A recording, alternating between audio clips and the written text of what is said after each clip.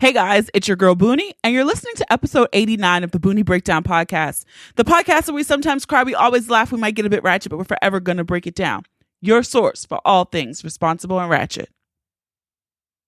All right, guys, we're here for another week of the Boonie Breakdown podcast.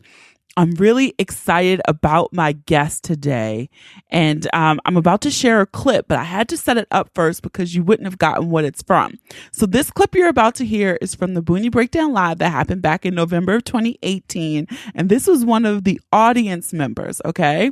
And this is who our guest is going to be, but I want to give you some context and flavor. And you know, the best way to get her flavor is to hear it from her. She was an audience member, and so this little clip is why she was invited to be a guest on the Boonie Breakdown podcast, okay?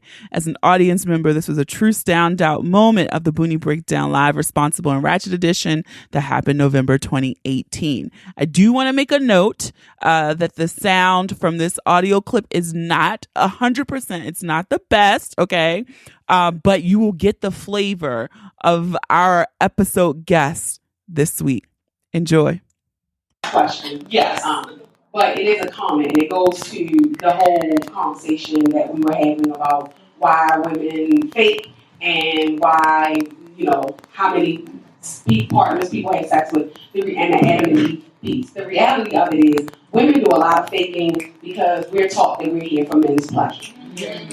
That is the original story that most of us received, which was Adam came and Eve came as his helpmate. Now, if that is your religious belief, that's fine. However, the mere fact that women have 8,000 nerve endings in their clitoris and men have 3,000 nerve endings in the head of their penis means to me that women should be enjoying sex. So if in fact you are a woman and you are having sex, and you are not enjoying yourself, you are fucking up.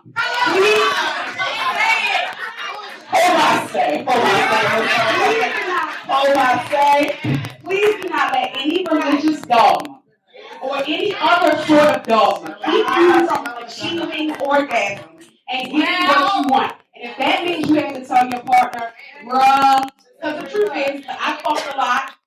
I love your honesty, thank you. Right. And I'm going to tell you that most men, as much as I love black men, most brothers can't fuck.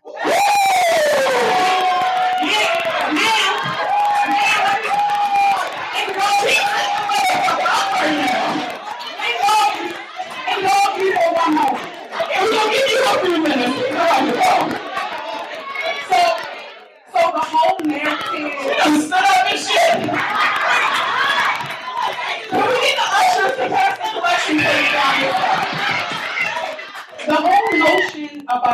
The whole notion about black men having large dicks. Again, I've fucked a lot of black men.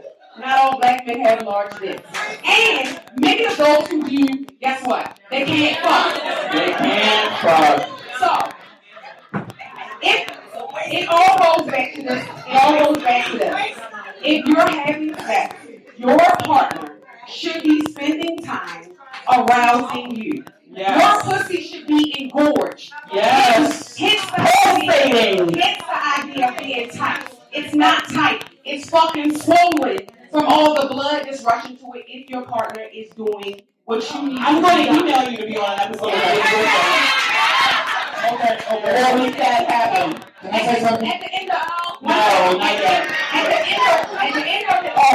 the end of it all, black women are walking around ticking motherfucking time bombs because we are not having our intimacy needs met in the bedroom and out. Please stop that shit. Stop. Jesus was like, I gotta speak. Well, I'm gonna say this one more time. The ratchet in me honors the ratchet in you. Yes. I mean, well, damn. did you hear the sermon that she blessed our lives with, okay, at the Boonie Breakdown Live back in November 2018? I said in that clip I was going to email her to be on an episode. I did such. We recorded it. It was fucking amazing. Everyone loved what she had to say at the show. We went more in detail in this conversation today about some of the stuff she said in her sermon: faking orgasm, big dicks, the over-sexualization of Black women. We go into the whole ticking time bomb thing. I mean, this conversation is fucking amazing. It's dynamic. So stay tuned for that. But first, I want to hop right into Boonie's Pick of the Week. So, it's kind of exasperating sometimes to talk about the Kardashian clan because they really just bother me so much. But this week, my pick of the week is Jada Pinkett Smith and even Will Smith, because they, in this whole Jordan Woods, Tristan, Khloe fiasco, Will and Jada stepped up in a way and so showed how you hold down and support a Black woman, okay? This was the first time in a while that we have not seen the Kardashian clan win in one of these crazy press fiascos, right? They took a big L on this one. And it was partially because of Jada and Will, especially Jada, using her platform of Red Table Talk to allow Jordan to get in front of the story, put her word out there first, expose her truth, stand in her truth, but also being supported by Will and Jada. And it was just like they told Chris and them, what you're not going to do is come for baby girl Jordan. And then I loved this week watching all the Black girls, everybody on Black Twitter just rallied behind her and said enough is a fucking enough. And this is it, right? But it was just really nice to see Jada giving Jordan kind of the space to heal and grow, but take accountability for what was done, but also say, nah. That Kardashian press machine wasn't going to run over our baby girl. And so this week, it is Jada Pinkett Smith. If you have not watched the Red Table Talk, go watch it. I don't watch every episode. I usually just watch the ones where the topic is interesting to me. This one I just had to watch because it was everywhere. The memes were fucking funny. But Jada did an excellent job with this. Let's get into housekeeping. Feedback from last week's episode 88 with myself. We were still celebrating the Boonie Breakdown turning 2. Thank everyone for all the congratulatory messages. I appreciated so many of you who were receptive and appreciative of old girl getting a little emotional, dropping a few tears. But it was a good episode. It was a little cathartic. Like I said, I did not mean to get emotional, but shit happens. This is my shit, and I kept my tears in there, but I did take a little break on there. So thank you for the feedback.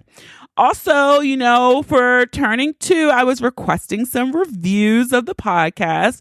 You can leave reviews definitely in the Apple Podcast app. And if you do not have any Apple devices, you can go over to facebook.com.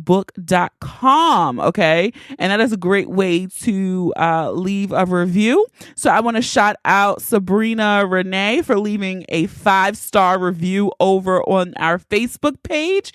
The review says, I'm so enjoy listening to the podcast. I'm always guaranteed a good time. I can laugh, cry, and learn something new. The best thing you can do is get into the Boonie Breakdown and hit the motherfucking 5 stars. So thank you, Sabrina Renee, for this 5-star review. Again, I would love it if you could leave a review either on our Facebook page over at facebook.com/the Boonie Breakdown, or over an Apple Podcast. You can just search the Boonie Breakdown and hit those 5 stars. Leave a review there as well. Also, please don't forget to follow us on social media. You can follow us, like I said, Facebook at the Boonie Breakdown, Instagram, the Boonie Breakdown, over at Twitter. It is just Boonie Breakdown. And when sharing this episode, make sure you use the hashtag the Boonie Breakdown, the hashtag PODIN, PODIN. You can leave it across all social media platforms. If your page is open, I will be sure to respond, to share it. I love it when you guys do it because it helps me spread the word, as I always say. And last but not least, we still have a coupon code running over on the booniebreakdown.com. It is to receive 20% off all orders of $20 or more. I'm going to say the code properly this time. I had some difficulty last week. I don't know what it was, the emotions or something over there.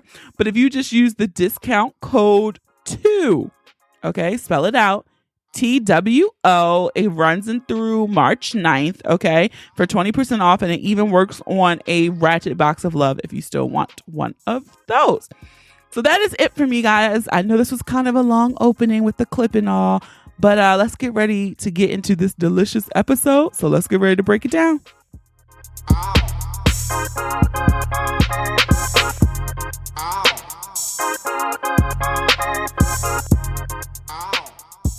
right, guys, it's your girl Boonie, and I'm here with a special guest.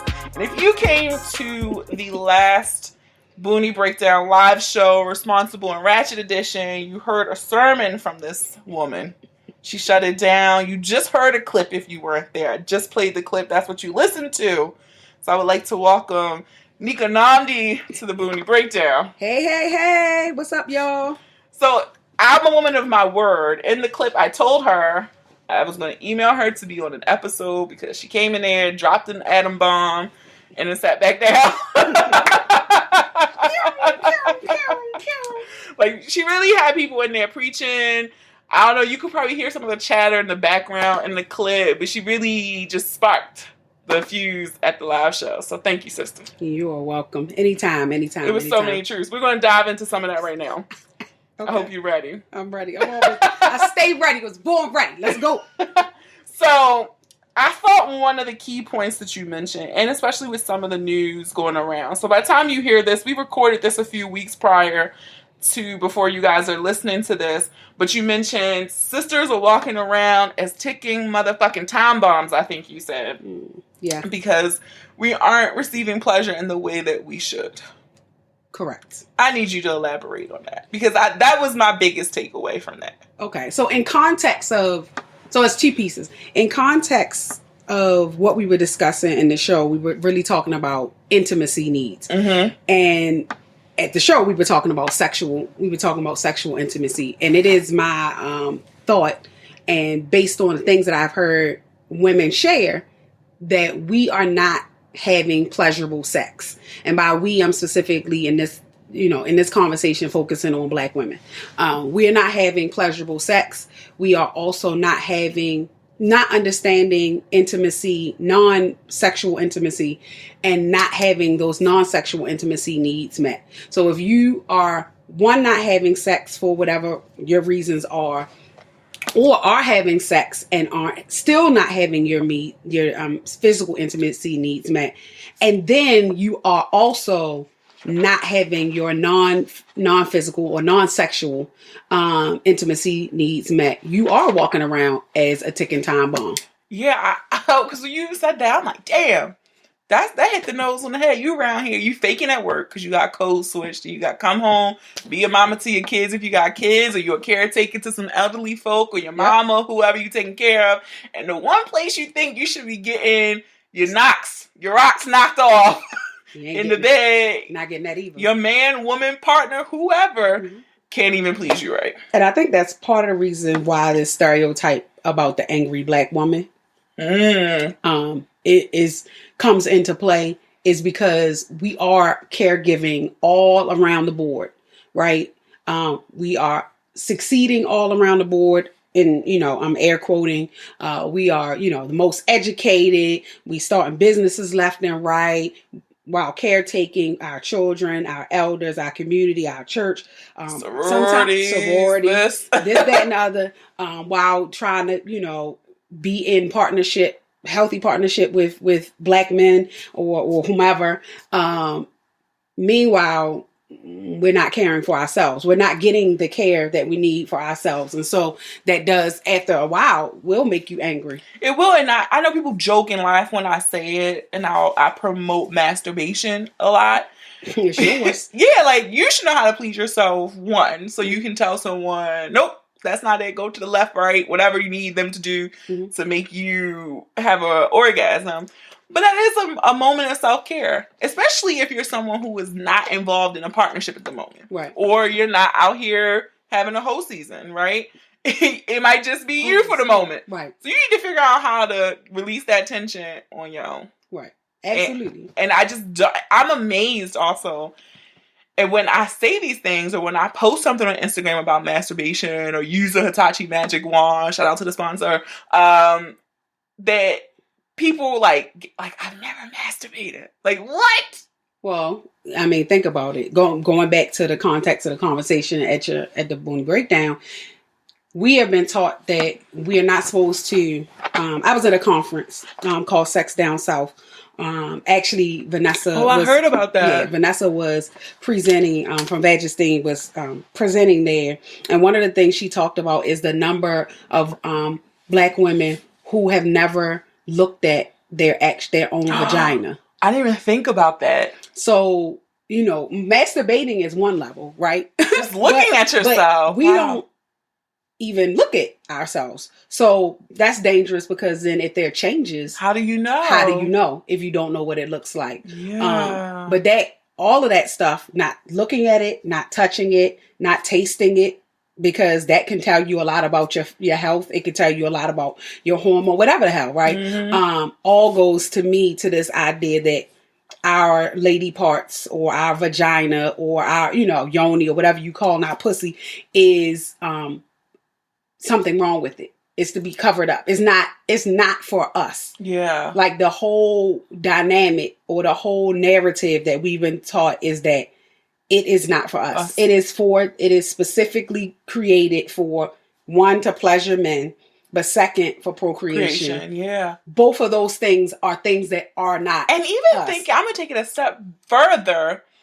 Even as a young woman, when you get your period, most Black mothers will not let you use a tampon, right? And so I had a big fear of tampons. And I can't even recall my mom saying, like, you can't, but it was automatically like, girl, take this Kotex, put this pad in your panties, and call it a day. Right. And then I'm going to school with a predominantly white school, and girls in the 7th grade throwing tampons across the room at the same age, like, they're comfortable with insertion, and so they develop a comfortable place with their vagina faster than I did. Right. First time I used a tampon, well into college. Right. That's partly because white women specifically, or white girls specifically, do not have the double burden of being woman and black. Yes. They only have the burden of womanhood. And in the context of white society, they got some problems too, but they aren't hypersexed. They're not hypersexualized.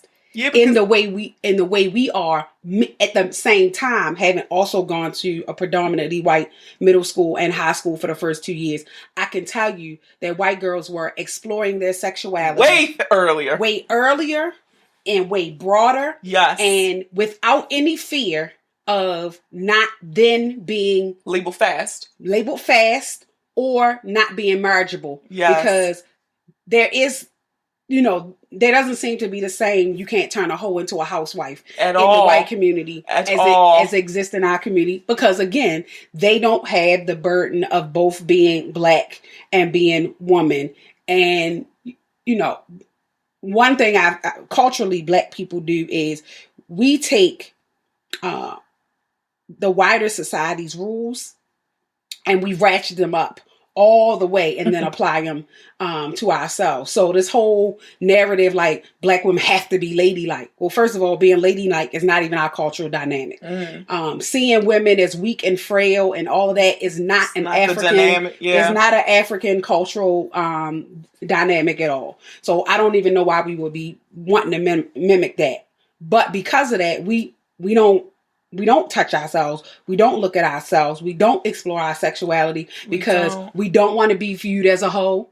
Because one, it demeans the whole race. Everybody hold it. Everybody hold. And that's the crazy thing. Like, I'm literally just using a tampon, but because I was doing something to insert, then it's like, you loose. What you doing with a like? Well, why you got a tampon? Yeah, you know. That goes to the whole conversation about your virginity, the virtuousness of it. Yeah. And so it's just like, I want to go swimming on my period. Shit, like it's not that deep. Right. And I think about all those times where it's like, damn, I couldn't even do basic life functions or have fun because this notion in my mind, well, if my mama see me with a tampon, my grandmother see me with a tampon, and they gonna think I'm having sex, and I'm not having sex, and so and then I gotta go through all of that. And then I gotta go through that. Why you gotta deal with all that? So it's like, I'm just gonna keep on wearing these Kotex.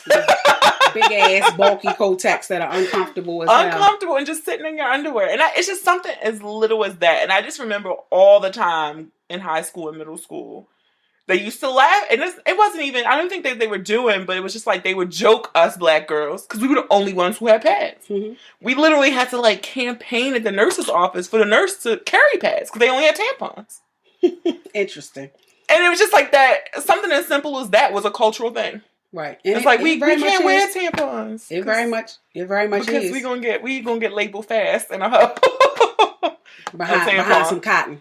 Behind cotton. Behind tampon over your monthly bodily function. I mean, it is, when I look back at that, it is absurd. And then the whole notion too, it was like, that was the first time I ever heard about giving head. Was in 7th grade at lunch. Oh, I bet. And I didn't want to seem like I wasn't cool. So I'm just letting them talk. Like, yeah, she gave him head. I'm like, what the fuck they talking about? No idea. At the party, she gave someone Billy Bob head. And she probably married. And because marriage now. She has 3 kids. Married, 3 kids. Mm-hmm. Rich husband is fine. Okay. But I laugh at that. But I do appreciate my mom being a little bit more open in the sense. So I came home not knowing what it was, not knowing there was something wrong, and I'm saying air quotes. And I'm like, Mom, what's a blowjob? She damn near crashed on 83, but she answered my question. Right. And she didn't put this connotation that is disgusting or whatever. She was like, well, this is what it is. This is what it is. And, I hope that, when the time is right for you and a better match when you're a little older, she did say the older thing, like, you might want to try that, but it's ways to be safe about it. Right. And so I appreciate her honesty because some parents could have taken that completely, pulled the car over. What the hell are you talking about a blowjob for? Black mothers, aunties, and grandmothers are the gatekeepers, unfortunately, of a lot of this negative and not body or sex positive messaging that Black girls and women get. The whole thing about being fast. So I have, I'm a big. That's a quick way to get cussed out for me. If you call a little Black girl fast, because you cannot. First of all, you cannot expect a child or create a situation in a home environment with a young girl where she is providing care. She's running your house while you're out working, right? She's doing all of the things that a grown-ass woman would do. At the same time, at 6th grade, 7th grade, 8th grade, she starts to undergo puberty. So her body is then telling her that she's an adult. The responsibilities placed upon her in her home is telling her that she's an adult, right? Then she starts to get attention of boys and men. And so she's naturally at a place where she wants to explore that. And she has sex and then you call her fast. But you created the environment in which she had adult responsibilities that will make her feel like, hey, well, I'm doing all of this adult woman stuff. So I'm going all the way. So we've created this environment and then we turn around and try to demonize the girls.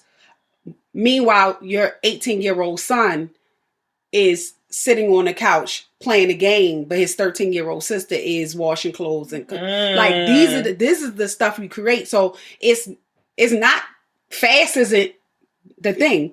We put them in positions that make them think along with the natural what happens naturally in your body when you go through puberty. Then of course, I think I'm supposed to fuck now at 15. Yeah, and that's that whole notion. They say women coddle their sons and raise their daughters. Exactly. We gatekeep a lot. We gatekeep a lot of stuff, and that's why, unfortunately, a lot of brothers go in all the way into adulthood without maturing. Like, you 30, or you know, whatever, and you still don't know how. You still can't handle basic life functions, and you shut down. You can't communicate. Right. You're emotionally stifled, and that's been the big conversation this week. Again, when you guys are listening to this, it's a few weeks older, but I'm sure this fuck shit's still going to be happening. But the whole notion of, you know, women are to coddle their men, essentially, and give them the space to grow up and finally catch up to where they are. Right. And it was the whole clip going around with that fucking Reverend John Gray, I think. And he's saying that shit, like, pretty much calling his wife a fucking North Face and saying, like, he had to grow into her. Like, what kind of shit is that? And I was just so not surprised, but I was surprised. I was really taken aback because as soon as I watched the clip and he's saying, my wife bared more pain birthing me than my 2 children, pause. Like, how as a grown-ass man can you say that and say that with some level of, like, pride? When you believe that woman was created for the purpose of serving you, then that is easy to say. Now, here's where I take issue. I take issue in several places. One, where's ever the space for black women to mature? We never get it. We never get the chance to heal, to explore, to stretch. I can't grow into shit. I'm expected to come to things as a complete whole human. Right. In the same way that Tamir Rice didn't get any more than 3 seconds. Yeah. In the same way that young children, and this is true of black boys and girls, we are often seen as older than we are, right? So I'm not trying to discard that at all. But when we get to adult age, there doesn't seem to be space for black women to, like you said, to experiment, to grow, to change, right? Mm-hmm. To do all of these things in the wider society. Now, there are groups, there are segments of the population. I grew up with a mother who was Pan-African before the shit was cool. Natural hair, no pork, the whole shit, right? Kente cloth and Kwanzaa and the whole 9 yards. So I grew up seeing women come together in space and work on each other, self and each other, mm-hmm. right? But that isn't the wider narrative in the black community. It's becoming more prevalent now. You got, the red table talking, mm-hmm. this, that, and all this other stuff. Fine. However, those are spaces for women to work together. And those are things that we need to be bringing forward more. But at the same time, black men need those same spaces amongst themselves where they can work on the issues specific to black manhood and black masculinity, separate from and apart from black women, right? Because lead your own, I just posted something today that said, hey brothers, why don't you be your brother's covering? Mm-hmm. Because my sister's sheets are in tatters. And that's real. Yeah. Like, black women are physically, mentally, emotionally, spiritually in tatters, providing cover for black men to mature. Then oftentimes, not all the time, it's a blessing that in this case, he matured and they're still, their marriage is still intact. And maybe she does now have space to mature and work on her stuff. But that wasn't said. I hope that's the case. But we need a break. Yes. We need a break. And those brothers who are in a good space or in a working space, go get your brothers and you be their covering. Because the thing that they'll say is, you don't understand what it's like to be a black man. You're right. Why don't black men go over there together and figure that shit out while black women work on our shit and we got a laundry list of fucking issues, right? And then we can have some spaces where we are together. So like a safe space. A safe space so that we can work together and resolve the issues. But first, y'all need to go deal with y'all shit. And we need to go over here and get out, needle the thread and put these sheets back together because you can't do but so much if you completely broken. And so when you said those two things, two thoughts, my first thought was there are starting to be spaces of development for Black women to explore healing, start thinking about healing, or thinking about healing in different ways beyond prayer and church, because that has always been, pray to God about it, He's gonna fix your ways, right? But I do feel like I've always been one, like, I hate the word self-care, what it's become, because I also feel like some of these wellness spaces and some of these Black wellness advocates are following behind what they've seen white women have been able to do with, like, Gwyneth Paltrow and Goop and all that bullshit. And I feel like some people are just mimicking what they see, like, oh, it's an avenue here because it's not being done for Black women, so I can be the first and capture the coins, cool. But I do feel like I wish there were more spaces where it was about authentic connection and more about finding your voice and not, this is the cool thing right now, and I'm going to just gear it towards Black women. So I think it exists in this way, but this is where it gets hairy. Black people or African descendant people have always had spaces in traditional or in the indigenous society for just that. Womanhood training and manhood training. You find a African ethnic group and you will find a women's society and a men's society.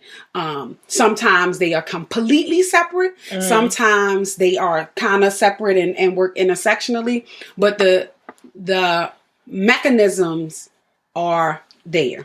Okay. All of the protocols, all of that stuff is there. We have to reconnect with it. And it is, in some ways going to be different than, churching. It's going to be different. And so that causes a little bit of rub because a lot of us are not quite ready to move away from Christianity, or decolonize it and, strip away all of the elements of the European occupation of Christianity. We just not ready. A lot of people are just not ready to do that. For those that are, there are definitely spaces, Queen of Four, Sacred Woman is a space where sisters can go and really get into the deep. That's not for, like, I would say that's not for play. That's if you're ready to go and do the deep internal work and the deep, knowledge, or, start to work on acquiring that ancient Kemetic knowledge, then that's somewhere to go. But there are other places. I belong to a women's society called Sankofa Emma, and it is self and sisterhood development from an African context. And it's not just Africa as in the continent, but also our practices diasporically. Because even if you look at the Black church, women in the Black church used to kind of really do that, prayer in action. So people came together and prayed, but also sisters would come to your house if you were sick and take care of you and try to get you together. But I think we have moved way into this, just we gonna pray about shit and you ain't gonna go to the doctor. We gonna pray about shit and you gonna keep letting them come in the house and bust you upside the head. Yeah, child. But all of that is happening because if you look at the context, and I hate to keep beating up on Christianity, but the reality of it is that's where the seat of it is in this context. Women are not, the divine feminine is not acknowledged, elevated, or exalted, except where it is secondary to men in that context. So that's why he can feel comfortable saying, "Hey, my wife, suffered." Because that was the thing I was waiting for. I was waiting for some other pastor, someone to speak up and say, no. And I didn't want it to be a Black woman. I didn't want a female pastor to speak up and be like, Brother John. No. But I was waiting for someone. I don't know who. I'm not. I don't go to church. I grew up Baptist, so I'm just not my thing no more. But I believe in God, the universe, all that stuff. But I was just waiting for someone to be like, nah, But then listening to what you're saying and then listening to what I know, what I've seen when I grew up in the church, like you said, it does make sense why one would delete that. And there are definitely, at least in my circle, I'm definitely seeing more black men exalt black women as divine and as complete and as whole, and not as an auxiliary to men. It's just gonna take. I mean, it's patriarchy. It's patriarchy. So it's gonna take a while, and as we start to decolonize our mind and step away from the myths of white supremacy and everything that they got is wetter, then some of that will naturally kind of go away, and some of it we really want to work to strip away, because the idea is that the primary human is that the first human was male, and everything else that came from him and has dominion over everything. But I would say to that, well, then men should be checking men. Men should be the first persons accountable to and for other men. And I ask guys that all the time. Like, I remember asking one of my friends, like, you know, and this is an example, so I don't want anyone listening to this who knows me personally is trying to pin this on somebody, like, oh, who's she talking about? But, like, I asked my friend one time, like, what if your homeboy was out here in these streets cheating? And you knew... That ain't my business. You know, yeah, like, and you knew this. Like, would you call him on the carpet about it? Or would you just be like you said, that ain't my business, I'm going to stay out of it? Because then I'm like, what if somebody, like... that behavior then passes on you, like birds of a feather type shit. Like, well, if he gonna allow it, would you expect the same in return? That you dip out, then he like, you just don't say nothing to me because I'll let you do whatever. And the person I was talking to was like, you know what? I actually have called, you know, my friend out on something like that. And he was like, you know, we're not friends anymore. Because he said, I let the first one slide. Like, well, people fuck up. And that's true. And he was like, but when I saw it had become a pattern, it made me question, like, this is who you are. Right. And I can't rock with somebody who's going to do this to his wife and children. And that's the thing.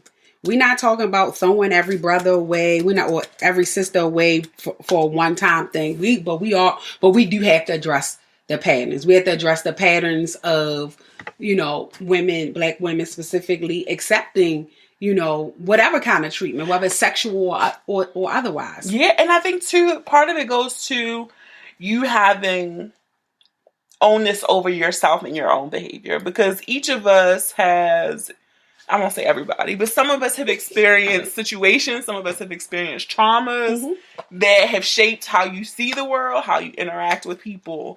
And I know for myself... I think this is the first, like, I just recently got back into therapy, but this is the first time I've actually gone to, like, deal with me. Normally it's been like, oh, I lost my grandmother, it's grief. Right. Oh, this happened, I want to deal with this. But this is the first time I'm like, you know what? Let's unpack all this shit. Let's unpack it all. And the stuff that she's been, like, pulling, and I appreciate my therapist because she'll lay it out, but she makes me do the work in connecting the dots. And I'm like, fuck. And so then in turn, I've noticed in my relationship with my person, things that I've been like, fuck you, I'm out. Or I'm not cussing you. I don't like to argue, but I would have told you about yourself and then been out. That I'm able to be like, woo, okay, that's me. Cause you're not even intending to hurt me that way. But you don't trigger. Start to recognize your triggers. Yeah, you done trigger something deep in me. And I feel like so many people don't know those things that set them off, that you really need to know that shit, because that will help you in your healing, and it will help you build the connections with how you deal with other people. And going back to that whole, what started this all off is like, we walking around here ticking fucking time bombs. You're saying something to me like, you're like, this bitch is crazy because now I'm wilding out on you, and that was never even your intent. Right. Yeah.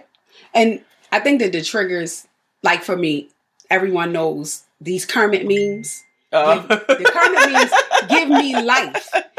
But I completely know why. Like, I'm attached to Kermit and attached to those memes.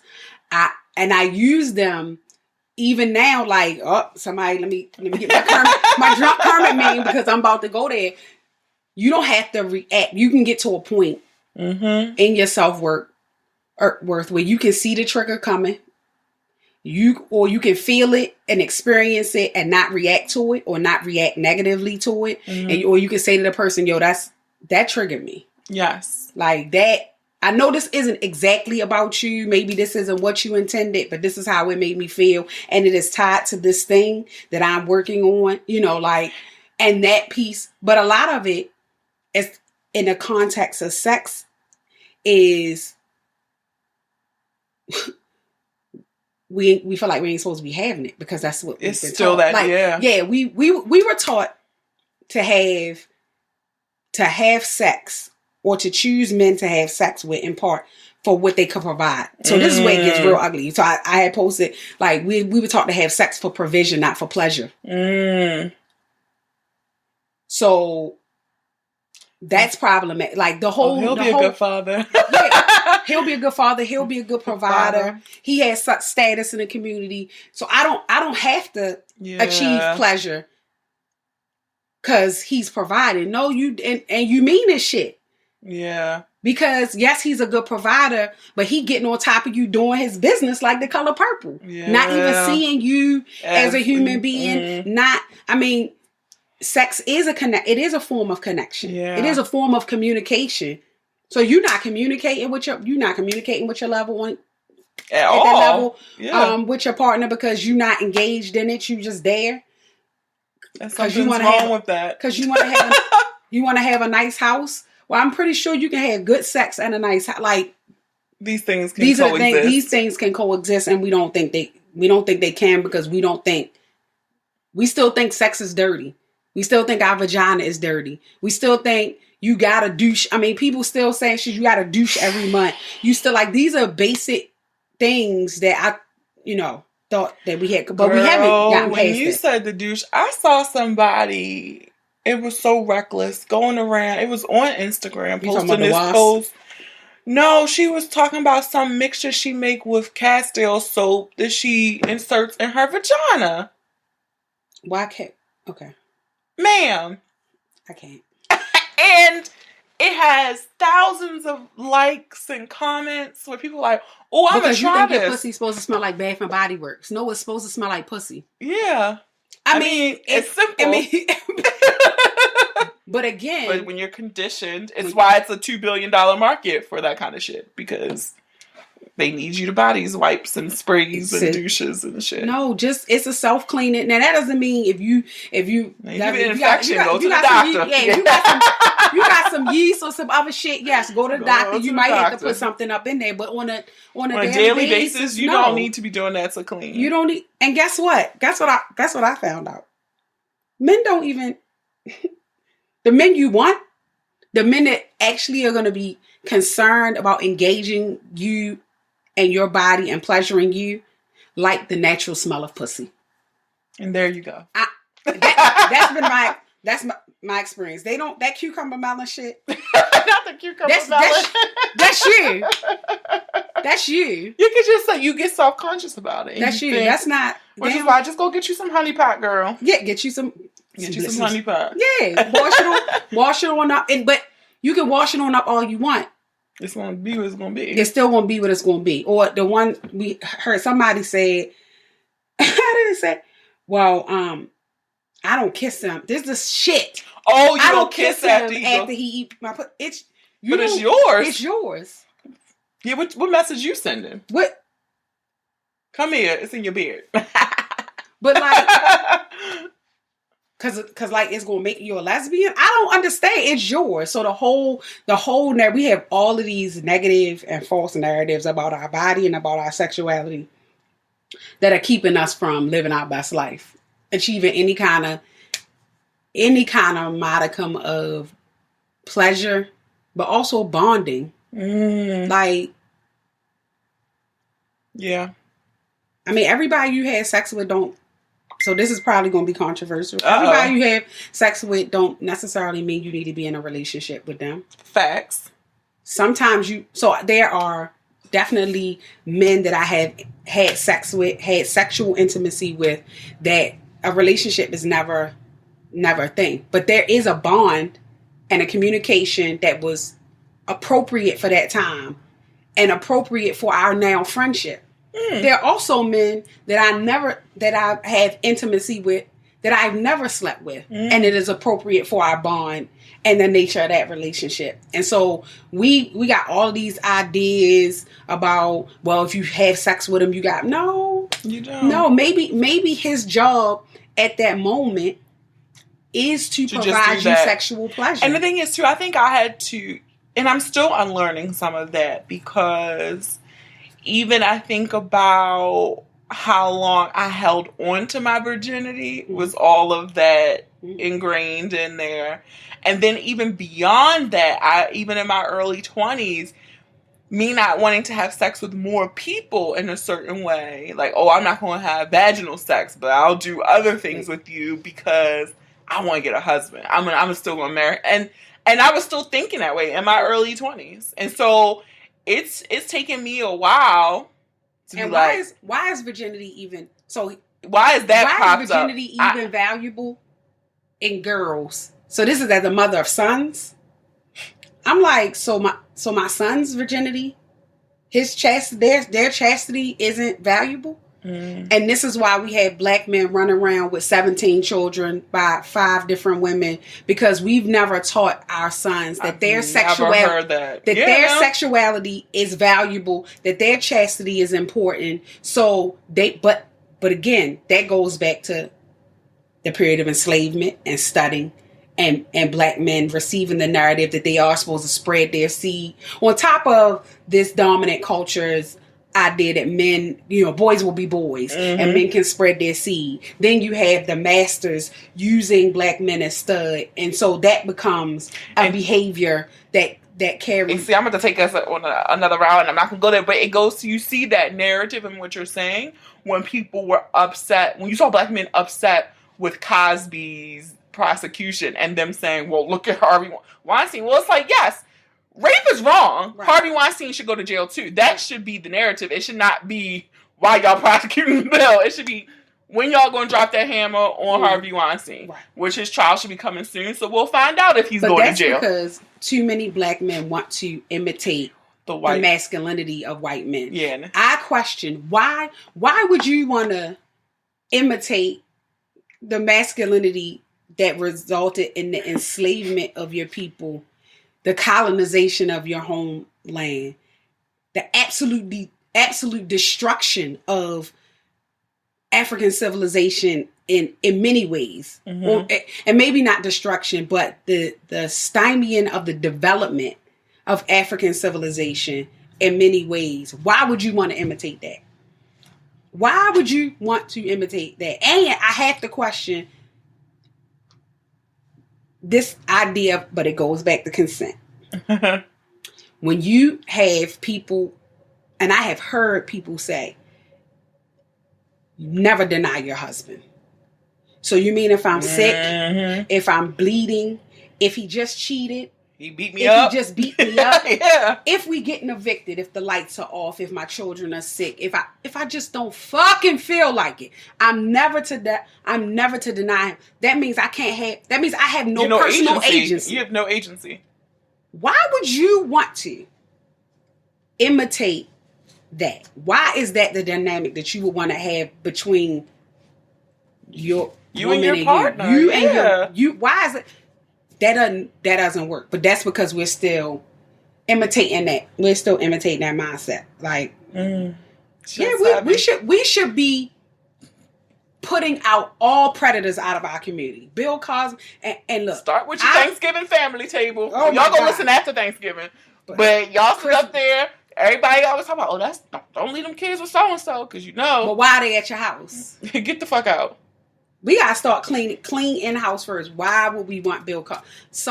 I love Dr. Huxtable. I love Cosby Show, and that's all good. And we can keep those for their cultural importance. However, Bill Cosby, the human being, let's say half of the. Even if half of them are lying, let's say half of them are lying. He's still 30 women. You still raped 30 women. So why would you want to have sex with somebody that was unable to say no, that was out not in their right mind? Why do we want them in the village? We don't want any predators in the village. We have to call all the predators out of the village. That is what we should be doing. Not imitating. Not saying well, look, they let him go. What? But we don't want Harvey Weinstein around here. We don't want none of that behavior around here. But we still are clinging to. Some of us just want to. I'm sorry. Some of us just want to be in the table. They just want to be sitting at the table with white folks and just want. So we imitate all of that. That power structure. And we're never gonna. And why would you? Why would you want power achieved by being a fucking predator? Why would you want that? Yeah. That's the legacy you want? I'm good. No, I don't want nothing to do that. Yeah. Instead of creating a narrative in a space where black women are like, yo, these brothers are all the way into me or us as human beings and finding what pleasures us, and then we are able to fully reciprocate. Yeah. That's the end of the game. You want to talk about black people, fuck all this other stuff and us coming up? That's the end of the game. When we can find space to create ecstasy for each other, game over. All this other shit, every bit of it will fall. Because I was even having this conversation as we wrap up. Listening to you say that, it brings me back to the thought of when the practice of desegregation and integration actually hurt us way more than it helped us to some degree. Because I was telling someone, when you think about it, and this especially was like after something for work, I went to Montgomery, Alabama, and I was talking to people, the actual organizers of the Montgomery bus boycott, and to listen to how much thought they put into something that they thought was only going to last a week. Mm-hmm. And talking to Mr. Fred and all of these women who were integral in making it happen, they were like, it was only going to go a day, a week max. And they pulled it off for 366 days. And I was like, they were only able to do that because there were black funeral homes and there were black florists and there were black doctors. And we had our own. Mm-hmm. It's no way stuff like that can be done to that scale. And that, like, you think in our mind, we should be able to do something like that. We have way more technology, resources, monies than any of our ancestors. There's a power of being co-located with your people. So that's a piece of it. Yeah, and that's what you said. Like, they were all lived in the same neighborhood. So everything was together. It was easier for them to do carpooling and say, okay, Miss Boone, you got your funeral home. We're going to need them hearses on the days you don't have funerals because you're going to pick up the nurses here and take them to this neighborhood because they all live there. Mm-hmm. And so when we started chasing that American dream and moving to the suburbs that weren't meant for us and abandoning the cities, then we integrated, we dissolved those black communities. And so when I was just listening to that, like, fuck, I get why you want it to be like, yes, we're equal, but there was some benefit to desegregation because we had our own infrastructure. So, yeah, I think the biggest piece is what we took too far was there's one thing to fight to remove the legal barriers to access to all of the things that comes when you are a taxpayer. Yes. Right? Yes. So that's what we should have been. Public accommodations, absolutely. We should be able to use the same bus terminals. Yeah. Yes.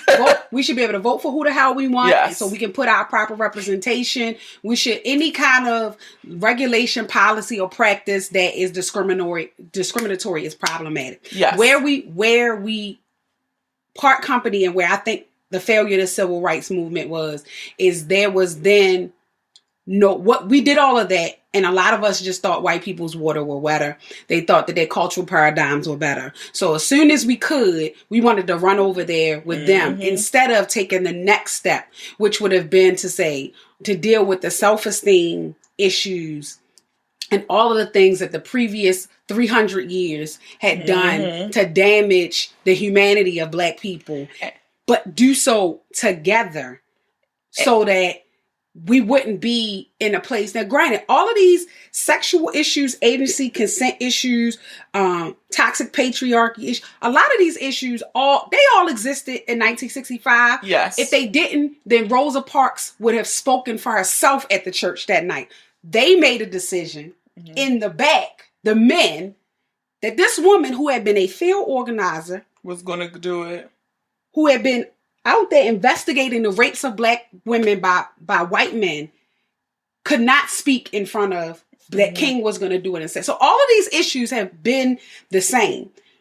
We failed to take things to the next level in healing those issues and dealing with the trauma of, you know, the dehumanization, the hypersexualization and all that. We just scattered ourselves all around trying to integrate and assimilate. And so now we're 50 years out and we have more issues of agency. We don't see ourselves in our brothers. Our brothers don't see ourselves in. We have more issues of issues with sexuality because now we got the internet. Now we have technology. Now we have all these other things. We've assimilated to the nth degree. So we're not in communication with each other on the same level to even fight the outside battle. So we're just basically out here. Again, be taking time bombs. Black men taking time bombs because they don't feel. You listen to brothers, they say, well, we don't feel supported. We feel like y'all only want us for money. We feel like we can't be vulnerable. I mean, I hear all. Yeah. Trust me, I hear all of that shit, and I hear some stories of sexual dysfunction and sexual abuse from black men that would fucking turn your stomach. The same as from sisters. None of that shit is being addressed. And so but we out here producing. We out here with the fake face on. We out here. Look at me. I'm like, I wish I could see my face. Right. All of this stuff. It's true. And the basic thing in human nature, sex is a basic human need. Some people need it more, some people need it less, right? Yes. But this basic human need, like a hug, like touch. Just like some touch, yes. Is not being met. But we think that we about to build Wakanda. No, the fuck we not. Can't be no Wakanda until we address it. Wakanda will not happen if we cannot address this basic. This is a basic thing that we have to address, and it really starts with each of us and ourselves. Hey, brothers, yeah, y'all should be masturbating too. Shit, everybody touch yourself. Everybody. Stop telling these kids it's nasty. Just tell them to go in their room. That they have to be by themselves in private and let them touch themselves too. Yes. Shit. Oh, I have stories about that from the young ladies that I mentor. But that is the perfect time to wrap this up. And now we're going to go into the part of the podcast called the breakdown. So I'm going to say one word. Oh, shit. And you're going to say the first thing that comes to mind. Oh, this could be scary. Community. Us. Patriarchy. Fuck it. Sex. Enjoy it. Thought. Reclaim it. Sage. Clean it. Intimacy.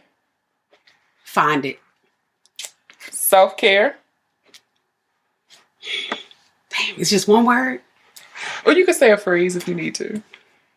So don't fake it. Don't fake it. And last one, Black people. Humanity. I like it. So, Nneka, you have to tell everyone where they can find you on the interwebs. If you want them to find you on the interwebs, or how they could get in contact with you in the future. Got you. So I'm definitely on Facebook. So you can friend me, Nneka Nnamdi, Nneka Nnamdi.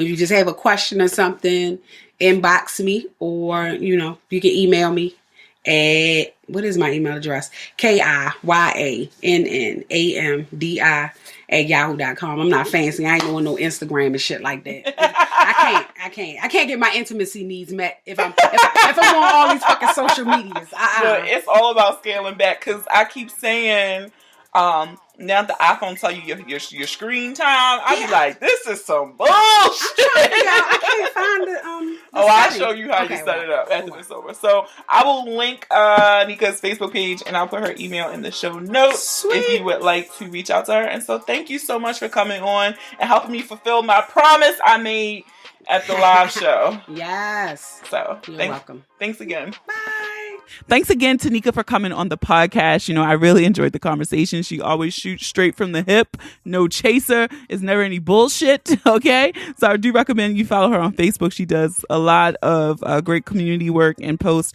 some amazing things on Facebook, especially her thought tales. All right. And if you enjoyed this podcast, I encourage you to listen and subscribe to the podcast on Apple Podcasts, Spotify, SoundCloud, Stitcher, Google Podcasts, or any app that you listen to your favorites on. Don't forget to leave a review too. You might just hear your review on the next episode. Follow us on social media. Share the episode with those you love, those you don't love, those you fucking hate. And don't make those pretty images and audiograms for nothing, okay?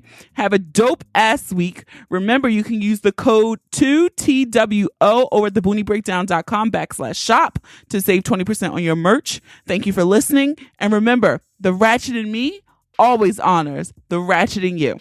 Namaste. Until next time.